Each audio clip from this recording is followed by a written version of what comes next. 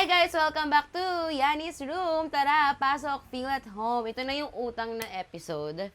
And sorry, supposedly kahapon to i-upload Pero kasi, okay, deadma. Deadma sa bashers. Also, deadma din sa mga, deadma sa bangs. Okay lang.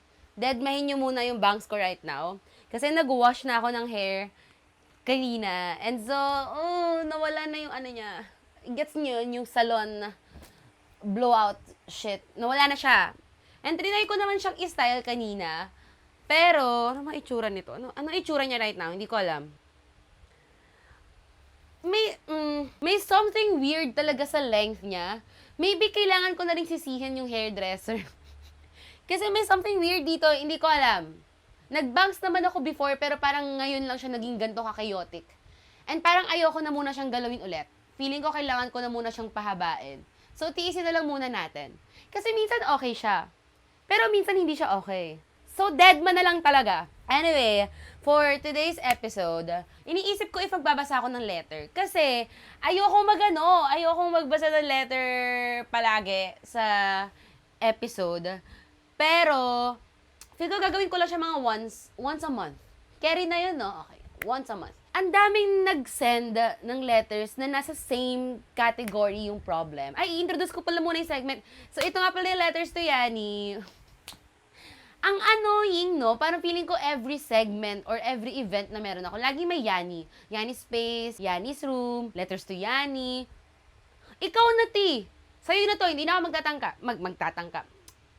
Bulol ako. Ewan ko, gusto ko mag-isip ng mas maganda pa sana mas funny pa sana na name ng segment. Kasi, Letters to Yanni. Para akong parang Letters to Rosie. Madededs ba ako? Anyway, ayun, so Letters to Yanni. Magbabasa tayo ngayon ng letter. Ang daming nag-send na ganito yung problema. Okay? Bago pala ako mag-proceed, ang daming ganun, no? Grabe yung utak to, oh. Bago ako mag-proceed, thank you so much sa mga bumate nung birthday ko. Hindi ko na malaya na yung nilabas kong episode ay birthday episode ko pala. Which is yung LB. Which is my personal favorite na episode din. So far. Kasi, wala lang. Natuwa ako i-shoot yun. Moving on. Thank you. And, proceed na tayo sa letter sender. Hi, Annie. I'm not sure if this is Hindi pala. Ito na talaga. I am a second-year psychology student and I failed my biology class nung first sem. Okay. Hindi pa naman to totally fail. I received INC na grade and kailangan pa namin mag-take ng removals to know if 5 ba ang makukuhang grade or 3 para makapasa. Pero hindi ko alam kung bakit at kung paano ako babangon ulit.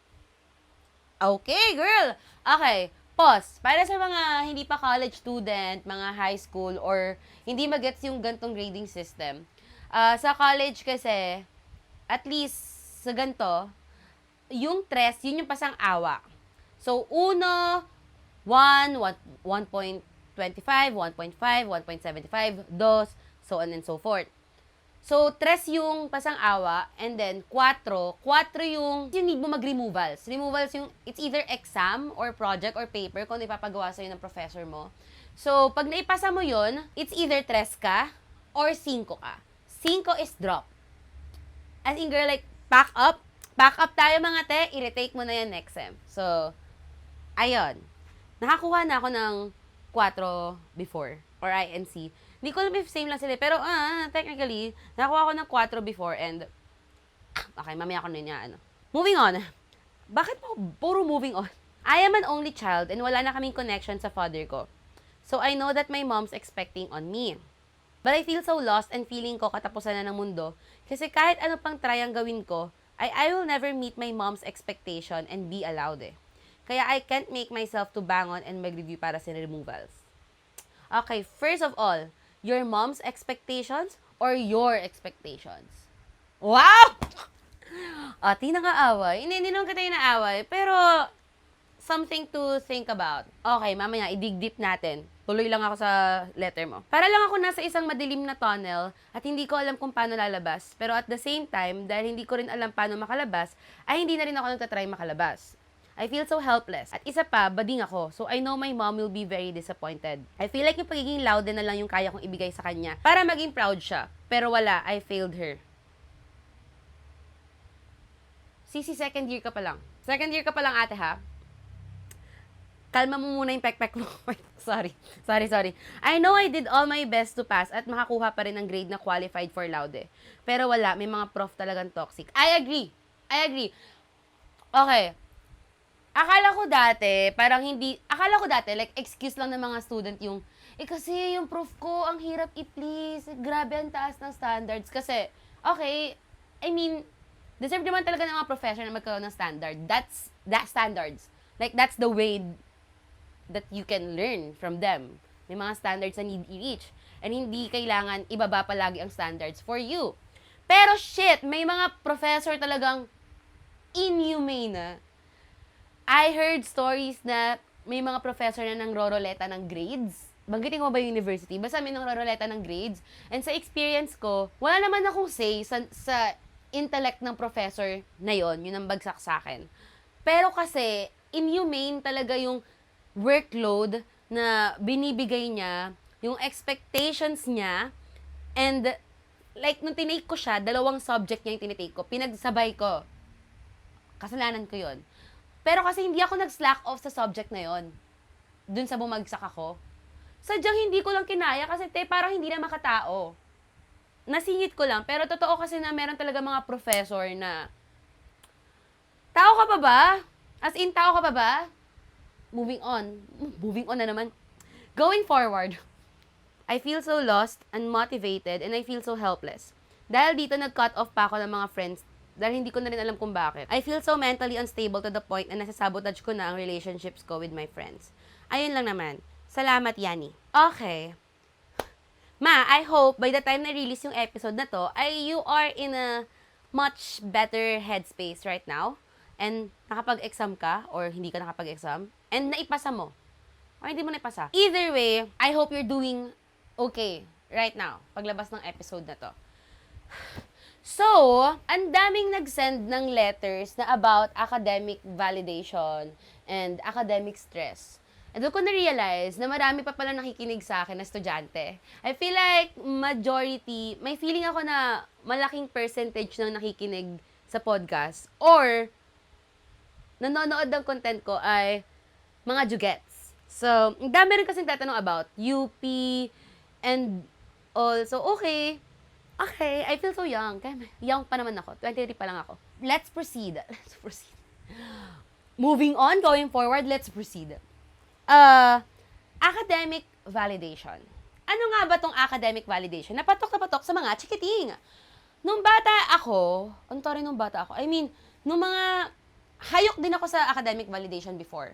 As in, sobrang importante sa akin ang grades ko nung elementary to junior high. Kasi nung senior high kahit nung senior high pala. Kasi junior high, share ko lang, sa Pasig Science nga ako nag-aral. So, sobrang importante ng grades kasi every year nagliligwakan kayo. So, may matatanggal kapag hindi mo na-reach yung gantong grade or kapag ganto na yung number of subjects na naibagsak mo. So, sobrang importante sa akin ang grades ko that time. Na, hindi naman ako umabot sa super toxic, pero medyo toxic. Kasi, alam niyo yung nagiging competitive kayo, even with your friends. Like, yung every after ng quiz, yung tatanong kayo, uy, anong grade mo? Yung pasimple, kasi gusto mong ipag-compare, nag-worry ako sa banks ko, gusto mo ipag-compare yung grade nyo sa isa't isa and tingnan if nataasan mo siya or nataasan ka niya. Yung mga ganong stupid shit. Like, importante naman talaga kasi ang grades, okay? Give naman natin yan. Pagpasok ko ng college, actually, super importante pa rin sa akin ang grades. Pero nung bumagsak ako, dun na nag-shift yung mga bagay-bagay. Totoo talaga yun yung video na ginawa ko before na, like, bobong-bobo ako sa sarili ko. Kasi bobong-bobo ako sa sarili ko. Iba na yung standards pagpasok mo ng college. And yung mga professor mo ay, hindi ka na ine-etchos. Hindi ko sinasabing nang i-etchos sa mga teachers ng high schools and elementary. Ang dami ko natutunan sa mga teachers ko before. Pero grabe, iba yung college professors. Iba sila mag-isip. And, parang, took it up a notch lang talaga. Like, makikita mo talaga yung difference of how they critique their students. Ganyan. So, nung pagpasok ko ng UP, humbled me down. Real. Kasi, since I was in elementary, actually prep, okay? Like, achiever ako. Mataas talaga yung grades ko palagi. nung high school, nung mga grade 10 ako, dun ko lang naranasan na mawala sa top 5 and iniyakan ko yun malala. Hard. Yung parents ko, hindi naman sila nag-expect sa akin. Maybe different to you, gaya na sinabi mo sa letter. Never akong pressure ng parents ko pagdating sa grades. But hindi ko alam bakit ganun siya ka-importante sa akin. Feeling ko ito na yung tanong na I think you should ask if masyado kang kapit na kapit sa grades or sa academic validation. Yung pagkikrave and paghahabol ng academic validation, I believe a form siya of overcompensating. Yeah, overcompensating. Like, para saan ka nag-overcompensate? Ano yung shortcoming na tingin mo need mong bawiin with grades? Right? Ako, before, hindi ko alam kung ako, nung time na very hayok ako sa academic validation, feel ko hindi overcompensating yung ginagawa ko. Pero kasi, gustong-gusto ko yung bragging rights that I get kapag sobrang taas ng grades. Hindi ako nagyayabang, pero alam mo yung parang, it's something na may pagmamayabang mo. Kasi, talino ko guys, taas ng grades ko eh. It's me. Yun yung habol ko nun. But, I think na-notice ko din with a lot of overachievers na nag-overcompensate talaga sila for something. Gaya na na-mention mo, you said na bading ka. And feeling mo yung grades na lang yung way that you can compensate for it. For other people, pag wala sila masyadong friends, tingin nila, grades na lang nila yung way to overcompensate for it, to compensate for it. Yung mga people na mababa yung self-esteem because they don't have this, and they don't have, sabihin natin, other talent or skills. Hindi sila very stellar with interpersonal connections, extracurricular activities. Nag-overcompensate sila for grades. So, if you ay sobra yung kapit mo sa grades mo, I think it's very important to ask na bakit? Ano ba yung kasalanan or shortcoming na tingin mo kailangan mong pagbayaran through high grades? Jeep! Ayun, I feel like that's one way to that's a good way to start addressing the problem.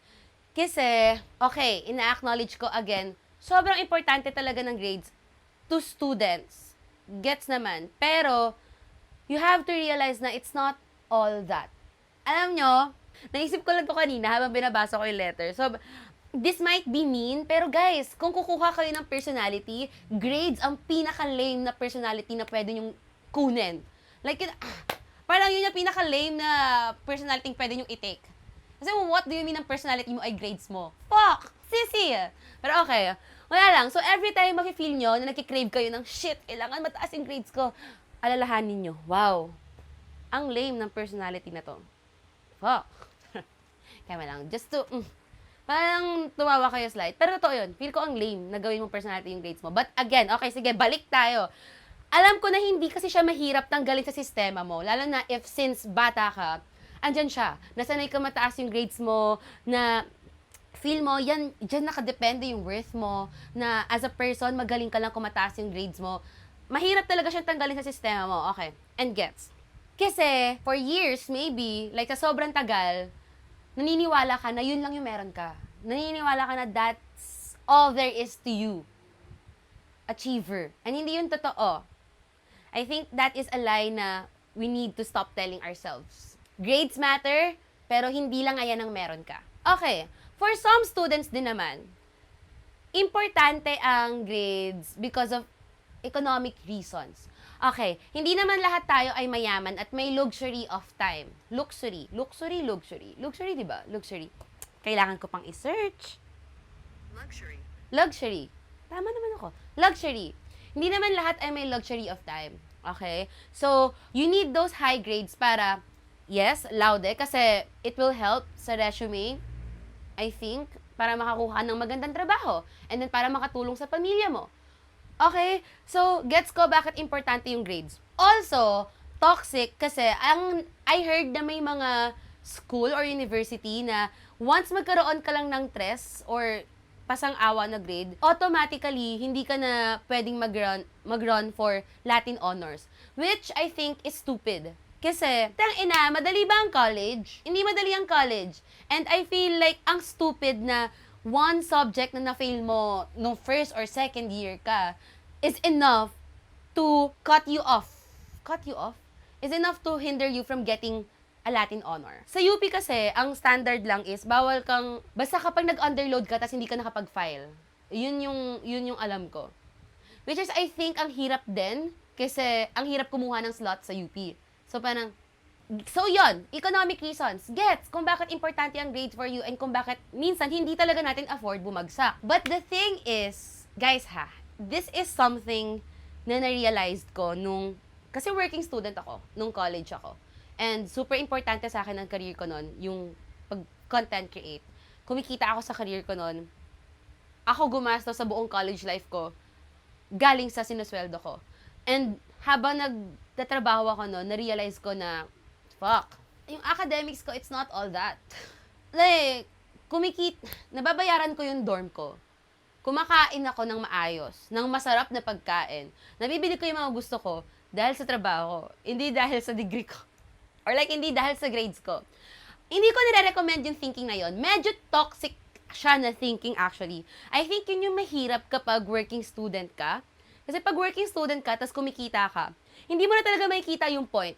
Feeling ko nagulo yung bags ko. Hindi mo na talaga makikita yung point kung bakit kailangan mo pang mag-aral. Kasi bakit? Okay? But hindi ko yun nire-recommend. Guys, importante mag-aral, malaking bagay ang degree. Ang sinasabi ko lang is, hindi ka tapusan ng mundo at hindi ka tapusan ng future mo kung babagsak ka sa isang subject. Ayoko magtunog invalidating, pero you need to get out of it. Kasi, real. Sisi, take it from me. Your ate. Ate mo ako, right? Yeah, ate mo ako. Promise. It's not all that. Ang dami pang pwedeng mangyari. Makakabawi ka pa. Siguro ang scary lang dito is kapag yun nga, na-synco mo siya, need mo siyang i-retake. Baka kasi mamaya itong subject na to, prerequisite siya for another subject. So, madedelay ka sa college mo. Okay, gets ko yung fear na yon. Pero, I don't want you to think na hindi ka na makakatulong sa nanay mo if naibagsak mo tong subject na to. Na hindi ka na makakagraduate or like hindi ka na mag-Latin honors kasi baka mamaya hindi naman talaga importante if may bagsak or hindi. Baka pwede ka pa naman mag-run for Latin honors. Na, you have to tell yourself na hindi pa ito yon. Hindi pa ito yon, nak. Madami pang ibabato sa'yo ang college. Second year ka pa lang. Baby girl, you have to stand up. Sorry. Alam nyo, this is something that I realized nung bumagsak ako na, shit, if gusto kong makasurvive sa college, if gusto kong makatapos ng buhay at maayos, kailangan kong alisin yung grabing pamimpressure sa sarili na kailangan ganito kataas yung grades ko. Hindi ko sinasabing pabayaan nyo na yung grades nyo dahil ganon. Pero I feel like, oo, may pressures ka na from other people. Tapos ipipressure mo pa yung sarili mo like that, mabubugbog ka. Which is, I think, what's happening with you right now. Feeling ko kasi super nagdwell from what I read, Like, nagdwell ka dun sa fact na bumagsak ka, you feel like you failed your mom, you feel like you failed everyone, yourself. Naka-tunnel vision ka doon sa mistake na feeling ko hindi mo naman talaga ginusto or like hindi naman sa shortcoming na yon. Nagdedwell ka on it, that's why stuck ka doon. Minsan, Sisi, you just have to say na, fuck it, I'm just a girl, and then move on. Minsan kailangan mo na lang talagang pag nadapa ka, pag ganito nangyayari, i-visualize mo siya as tapilok lang, te. Para ka lang natapilok. And then move. Huwag mo siya gawing, Okay. Invalidating pa yon. Pero, nagets mo ba yun? Grabe, gusto niyo enacting ko pa. Pero, gets, feel ko kaya mo pa. Hindi, sabi mo nga, hindi mo na nga pala kaya, sorry. I mean, pero, kailangan mong ibaba ang grades sa pedestal. And, itong pagbagsak, sorry, pero kasi, medyo canon event siya sa college. Hindi lahat ng tao bumabagsak. Pero, may mga, like, I believe na marami, or majority, or all of us, ay nakakaranas na makakuha ng mababang grades talaga sa college. Ayokong bugbugin mo yung sarili mo for it. For other students na nakikinig nito, college, high school, elementary, o baka may prep na nakikinig sa akin, or kinder, Guys, grades lang yan. Grades matter. Totoo naman. Totoo naman. Okay, grades matter. Pero kasi, grades lang yan. Promise. Like, madaming tao na nagiging successful kahit hindi super taas ng grades sila sa school. It's very devastating kasi pinaghirapan mo to. And, of course, importante to sa'yo. So, if you feel like you wanna cry about it, cry about it. I think that's the only way na if kailangan mo siyang grieve, sobrang devastated ka, heartbroken ka about it sa results, go, iiyak mo talaga. Pero, need mong unti-unti itry bumangon. Kasi, ayun, gaya ng sabi mo, hindi mo mag-exam, pero hindi mo alam kung paano gagawin. Hindi mo nga alam kung bakit. Doon ako nung nabasa ko yung, hindi mo alam kung paano at bakit. Kasi it sounds like, para saan pa? Parang nasa ganung state ka na. Which is, something that I don't want na mangyari to anyone. Kasi, para siyang na talaga. Medyo rock bottom na siya pakinggan. Kailangan mo ng willpower. Willpower? Tayo na ng willpower, para siyang wheel jacket. Or para siyang Techno Marine. Hindi ko alam kung bakit naisip ko yung It's Will Time with Techno Marine. Sorry, ang random. What the hell? Pero ate, yung mga friends that you tend to cut off right now, baka sila lang din yung makatulong sa'yo. It will help if cry. Okay, sige, go cry about it. If need mo mag-stress, whatever you need to do to cope, okay, go. Pero unti-unti, makakabangon ka lang once mag-decide ka that you want to. Alam ko mahirap siyang hanapin in yourself right now kasi nade-depress ka pa about it. Depressed ka about it. Pero kung meron lang dyang 0.5% na kaya mong itulak yung sarili mo para tumayo, para mag-chat sa isang kaibigan, kahit isa lang. Magyaya ng someone para kumain, and then maybe talk to someone, malaking step yon. As in, okay, I feel like kapag nasa depressive state tayo, or kapag ganito na may nangyayari sa ating sobrang nakaka-frustrate for us, hindi natin na-realize yung power of talking to other people, of talking to someone. Kasi kapag nasa ganitong state tayo, nakukulong tayo sa sarili natin, and then nothing productive comes out of it. Kasi nag-run through ka lang sa thoughts mo na sobrang, okay, most likely negative thoughts. Like, para siyang echo chamber of negative thoughts sa loob mo na hindi mo mailalabas or hindi mo mapapalitan kasi wala ka nakakausap. Kahit isa.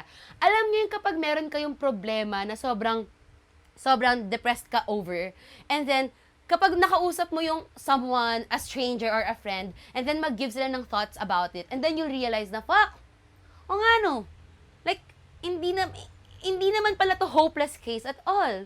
Like, okay, it helps talaga. Just try, kahit papaano, to talk to someone or talk to your friend. Next, siguro with that, dun sa nabanggit mo sa mom, because I feel like it will also help you if matatry mong kausapin yung mom mo. If you can't talk to your friends, maybe you can try with your mom. Okay, hindi ko alam kung ano yung relationship mo with your mother. Hindi ko alam kung talaga bang pinipressure ka niya with your ACADS or ganun yung napapa-feel niya sa'yo. Maybe sobrang privilege pa nung advice na talk to your mom. Kasi ako, nang inggit, kasi ako mabait yung nanay ko. Keme lang. I realized lang na hindi lahat ng tao ay may good relationships with their parents. So, I don't wanna sound na parang ini-impose ko sa'yo. But maybe it will help. Kasi, sabi mo, only child ka and you don't want to fail your mom. Na, feel ko doon nang gagaling yung malaking part of your disappointment and heartbreak. Kasi feeling mo, finail mo yung mom mo. Dahil kayo na lang yung magkasama. And parang, fuck! Bumagsak ako sa isang subject, hindi na ako Okay, ganito yung sound. Bumagsak ako sa isang subject, hindi na ako magla-Latin honors, hindi na ako makahanap ng magandang trabaho, hindi ko na matutulungan yung mom ko. Ganon yung tunog mo sa letter. Narinig mo? Di ba medyo siya? Parang hindi siya right. Anyway, hindi ko alam kung paano yung mom mo sa'yo. Pero kasi, one thing na na-realize ko sa parents natin, yung akala natin na may ganito silang thoughts about us. Akala natin ganito yung expectations nila sa atin. Kaya hindi tayo makalapit sa kanila. Turns out, minsan mali tayo. Minsan, hindi naman pala ganun yung hinihingi nila sa atin. Naman pala ganun yung ina-expect nila sa atin. Maybe, before may nasabi sila that made us feel that way. Pero, kapag nakausap natin sila, realize natin na, ang mahal pala ako ng nanay ko, hindi naman pala ganun yung iniisip niya sa akin. Nag-iisip ako ng good example for this. Okay, example ko sa'yo. Last year, my God, thesis na naman. I want to stop talking about my thesis. Fuck. Pero yung thesis era ko, tumawag ako sa mom ko, kasi ayun yung time na deads na ako. And then sinabi ko na sa kanya na, hindi ko na ata kayang tapusin yung thesis ko. And umiiyak ako. Kasi, no mga before na nagsasabi ako nahihirapan ako, nagsasabi lang si mama na, try mo para makagraduate ka na. So, parang nung sinabi ko na parang hindi ko na kaya talaga, sobrang lala ng pag-empathize sa akin ng mom ko. Kasi sinabi niya na, alam mo, pwede ka naman nang umuwi, hindi mo naman na yan kailangan tapusin ngayon. And, wala lang. I feel like it's a case of, you may realize mo na, shit, yung akala mong expectations ng mom mo sa'yo, baka yun yung ine-expect mong expectations ng mom mo sa'yo. Does that make sense? Gets mo ba? Baka hindi naman talaga nang galing sa kanya yon. That's why I asked you kanina na, is it your mom's expectation? Are they your mom's expectations? Are those your mom's expectations? English pa kasi. Expectations ba yun ng mom mo? Or expectation mo yun sa sarili mo? Or expectation mo yun na expectation ng mom mo sa'yo? Gets? Minsan, gets ko naman na talaga na yung parents natin, they can be like distant figures to us. Hindi kasi sila yung tipong, if you grew up na hindi ka naman talaga lagi nakikipag-usap with your parents, hindi sila yung makikita mo na figure in your life na feel mo kaya mong pagsabihan ng lahat, na kaya mo maging barumbado or kaya mong ipakita na, ganito yung shortcomings ko as a person. Right? I feel like as children, meron tayong facade na gusto ipakita sa kanila na ito yung wall na to na hindi nyo pwedeng lagpasan. Hindi nyo pwedeng tawirin. Pero minsan, may mga moments na kagaya nito, maybe ito ay isang defining moment for you and your mom na it will help if you can be a little vulnerable with each other. I don't know. Feel ko, baka malaking tulong siya sa'yo emotionally. Again, hindi ko alam kung anong relationship mo with your mom. If you really don't feel safe, okay, you don't have to. Pero, maybe makatulong sa'yo yung question na, baka hindi naman talaga ganito yung, baka hindi naman iniisip ng mom mo na failure ka na just because of this failing grade. Ayun.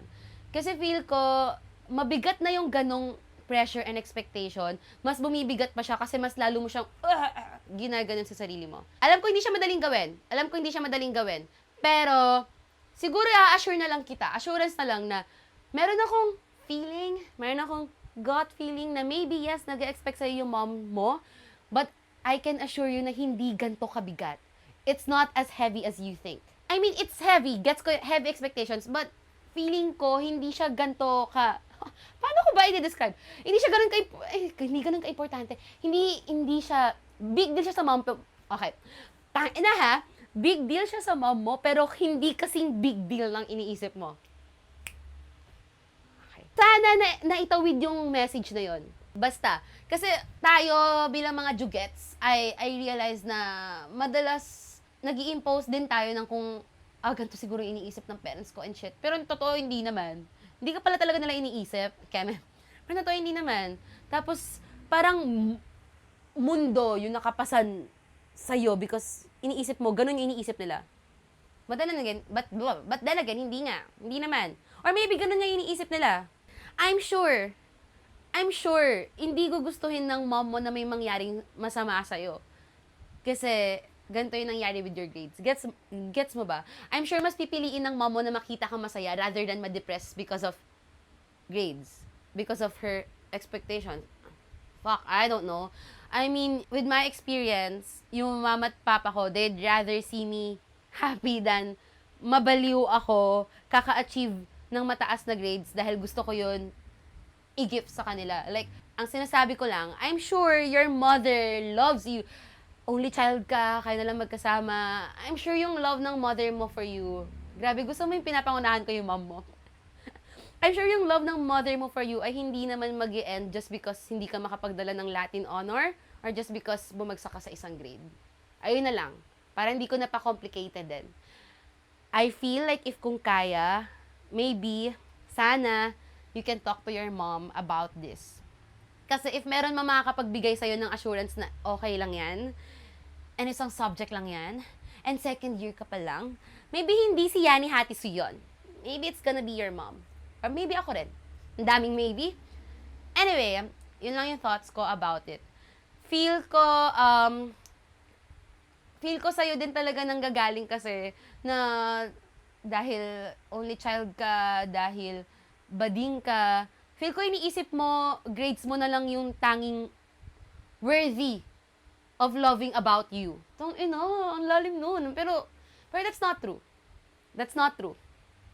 As an ate, I hope unti-unti, ma-learn mo how to overcome that.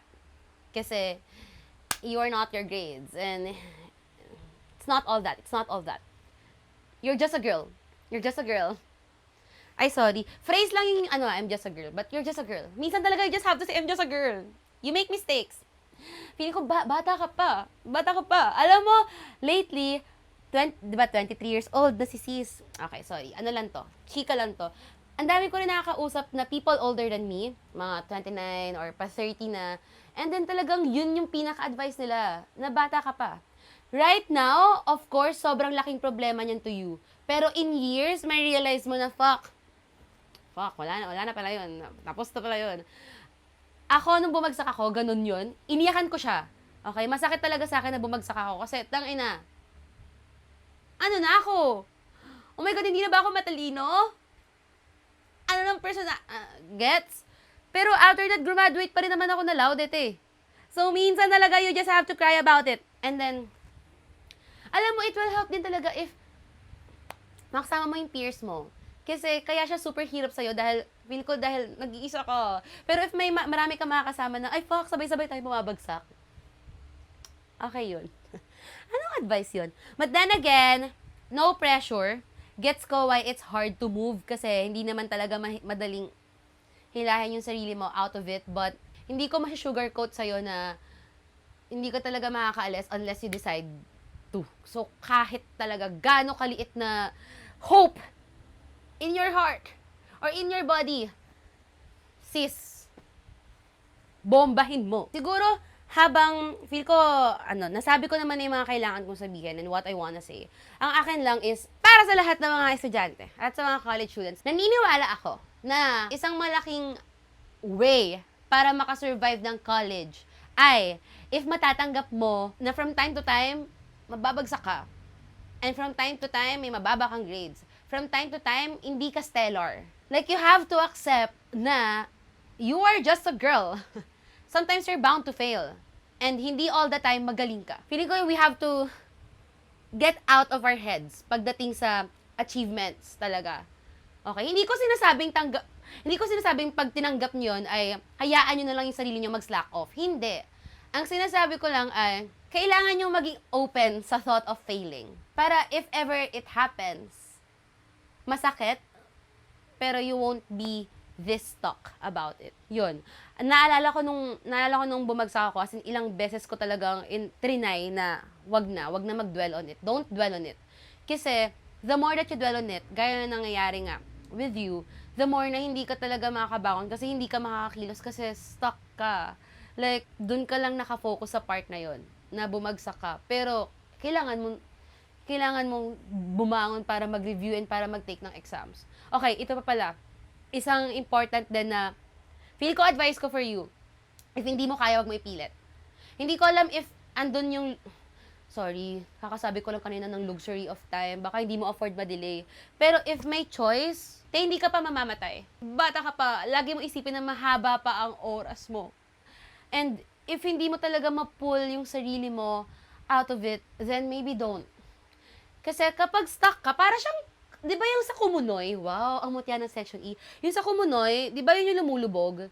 And para hindi ka lumubog lalo, wag ka nang mag-resist. Kailangan mo lang maging still. Maybe, this time, tama ba ako? Maybe this time, kailangan mo na munang huminga. Kahit one day lang.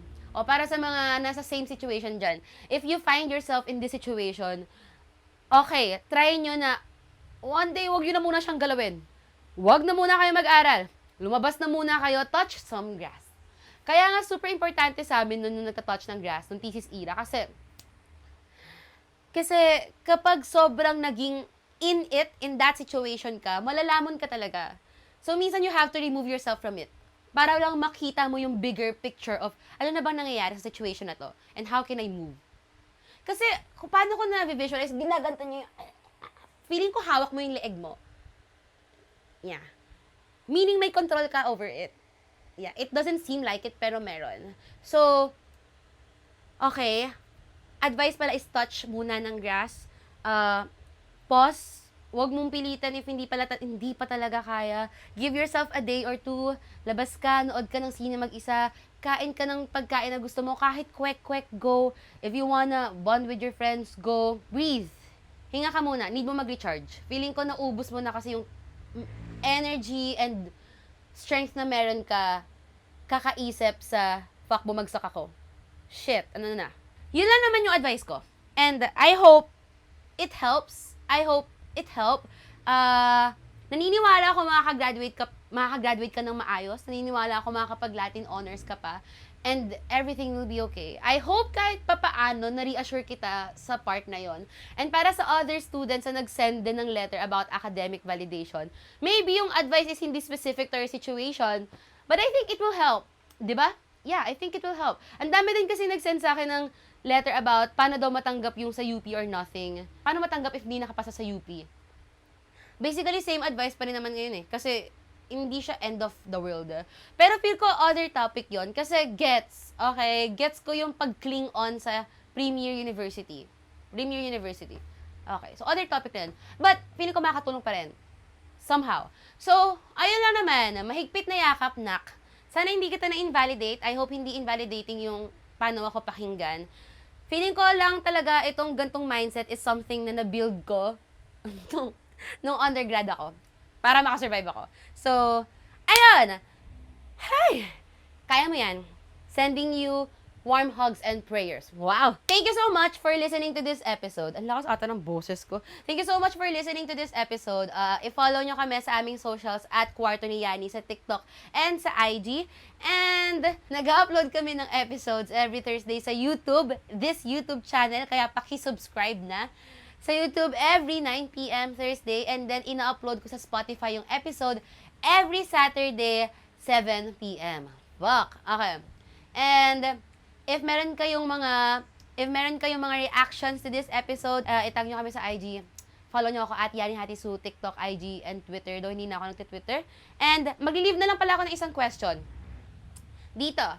So, para sa mga sisi ko siguro na nakagraduate na or other students, ano yung advice nyo for students struggling with this problem? Ano yung advice nyo for students struggling with craving for academic validation? Yun na lang. Advice for students in general. Comment nyo dito para makita ng other listeners. Thank you so much for watching! Yakap, te. Naniniwala kong kaya mo yan. Sus, ikaw pa. You're just a girl. Yay! Nag-record. Fuck.